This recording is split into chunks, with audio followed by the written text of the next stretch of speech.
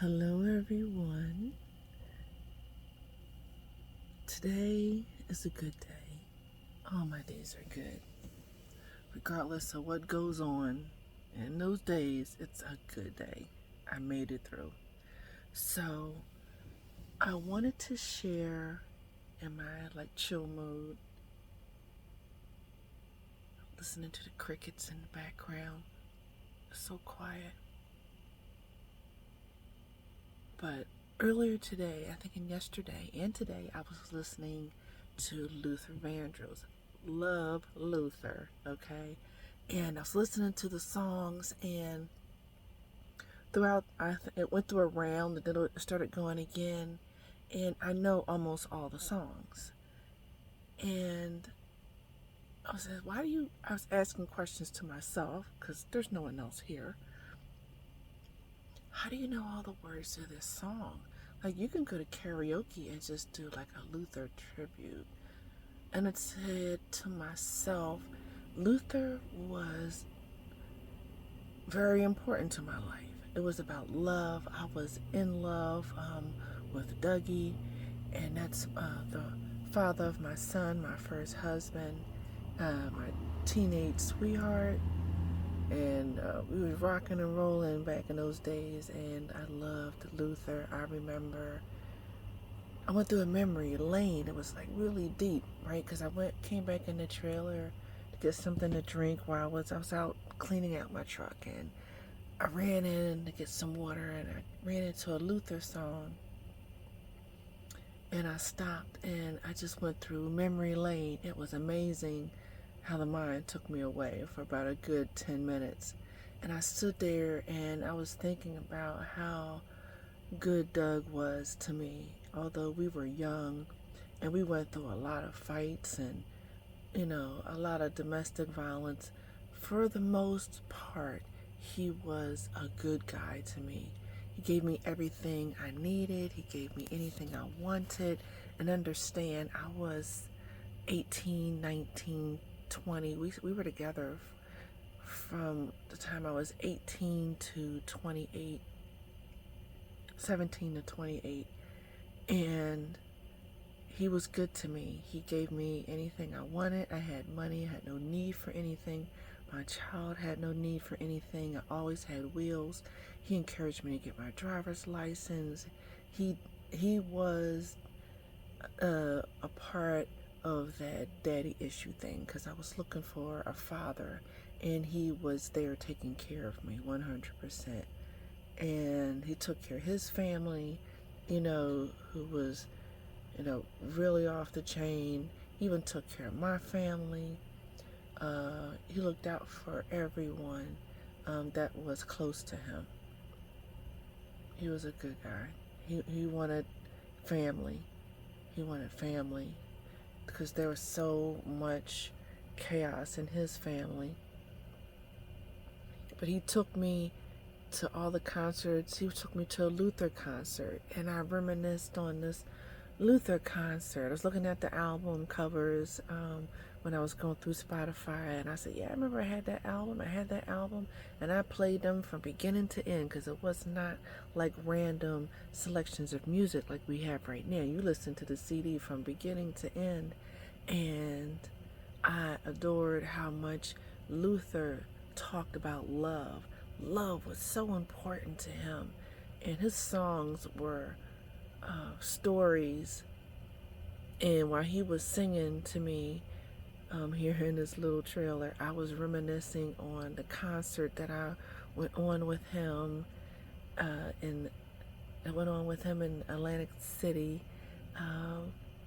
He was in his sequence. He was heavy then, and he was jamming, and he had a great background, of course, and it was the highlight of my times, our times. I remember we went to go see Patti LaBelle, and he took me to see Patti. I think me and him went, and TT and her date went.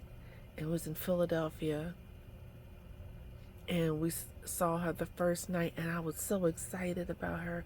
And this background story about Patti, because she was a family friend in West Philadelphia, so I felt close to her. And because my mom went to school with her. And although she didn't know me, I felt like I knew her. And I was hyped on Patty. And she was big back in those days. And that was like in the 80s. And that's when she had the big, beautiful dresses. And she was dancing and kicking off her shoes and just having a great performance. And the first night I went, and I remember I lost my voice screaming for Patty. We had a balcony seat, and I lost my voice for her that night. And then Doug took me again the next night, and it was just him and I, and we sat there in the balcony, and I couldn't speak a word because I lost my voice, but I listened to her, and I was amazed by her performance. Yep, I was amazed. And I was thinking about all the things that Doug introduced me to, as far as music, culture, glamour.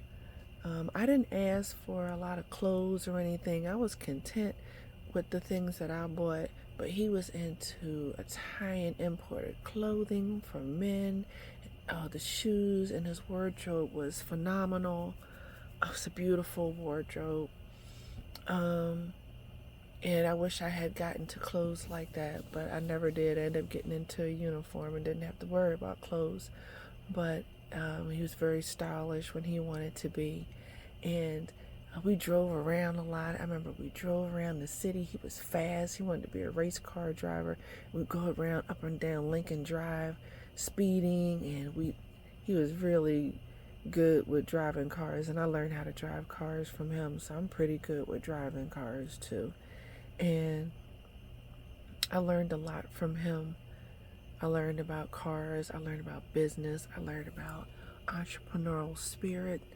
He was in his early 20s, and he created an empire in a matter of 5 years. Now, I might not have been in the right business, but he did it.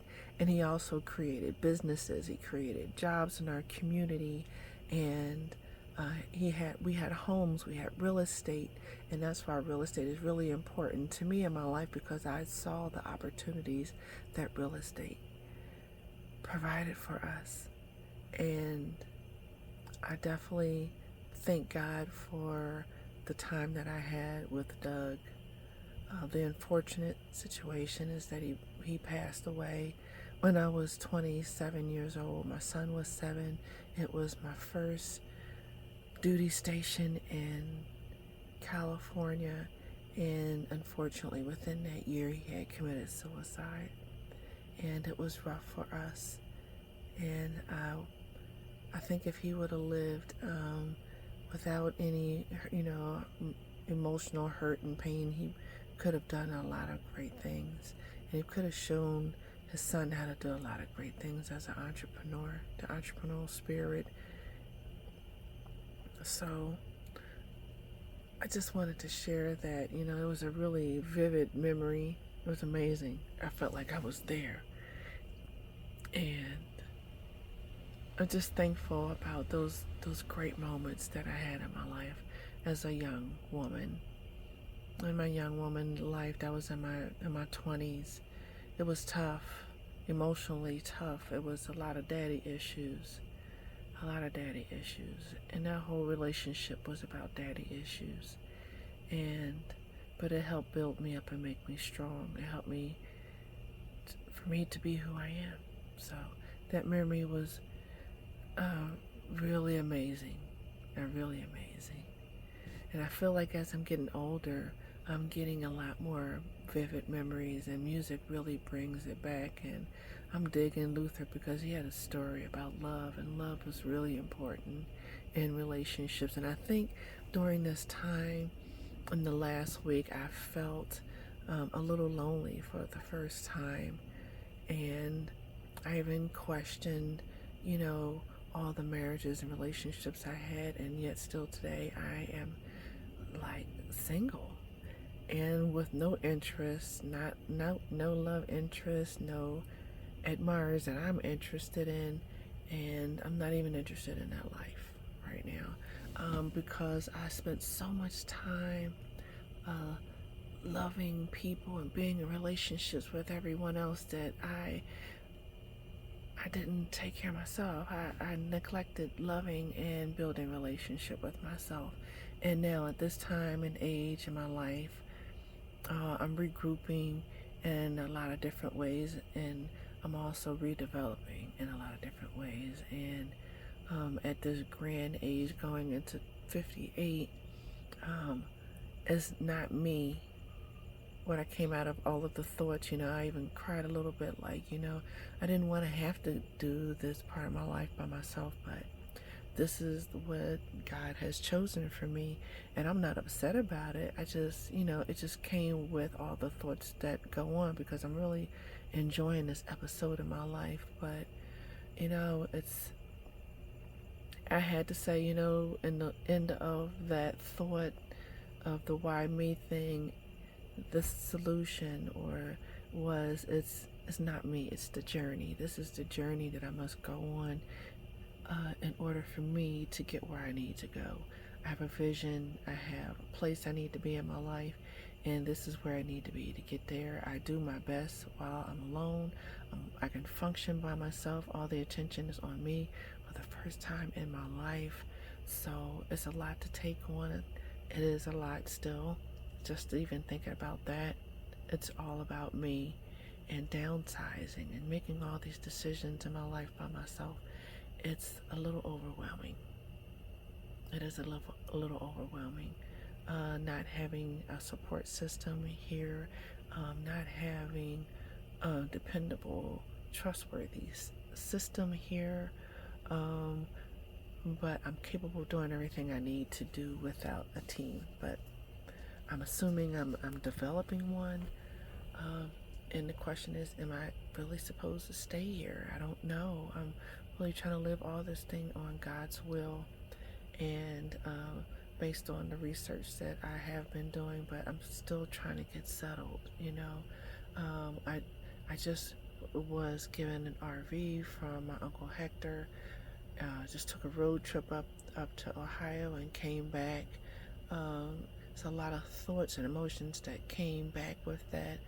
My best friend went with me, and she had just lost her big brother a couple days before she arrived. So there's a lot going on. I'm feeling for my girl, as she's grieving for her family members and her life. She's working on her life, and she's a little older than me. And women our age right now who have made these decisions to get in these relationships that end up being a disappointment. There's a point where you have to say, I can't continue to do it.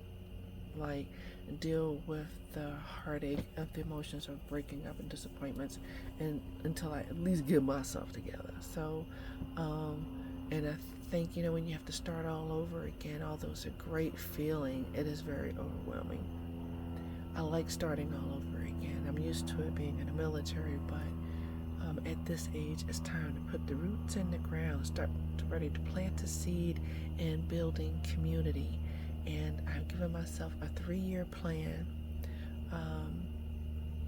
and we are like 7 months into the plan, because I wanted to make sure that I had a stable location. So I've been in this location since September. It is now March, April, going into April, and we still have a few more months before this year is over. And I had some financial goals I wanted to take care of.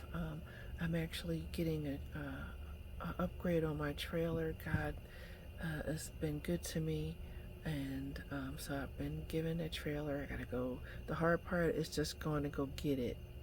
The road trip thing. I wasn't really into the road trip thing anymore, but in order to get this trailer, I have friends and family who are willing to take the trip with me, and I just have to be careful who I take on the trip with me. That's the hard part. So I think I've chosen, and I need to have a backup plan just in case, and that would be just me going solo, which I don't mind going solo as long as I have fun places to adventure. And my vehicle is in good condition, and I'm driving during daylight So long as all those things are in a factor, I'm good. I got longer daylight because we're, daylight savings time, so I could make a good 12-hour drive, and that's not bad. So um, things are going very smoothly, very unexpectedly, and there's a lot of emotions flaring up because of all these blessings, and just the factoring in that I have to make this journey again to Ohio and then come back. I wasn't into the road trip thing, but God has a purpose. He has a purpose for everything, and I'm just going to take the stride and just be prepared. So I'm not anxious about it. So I've started my safety vehicle checklist, and also my emergency kit checklist to make sure I have everything I need while I'm on the road. This is not a game, y'all. This is real life.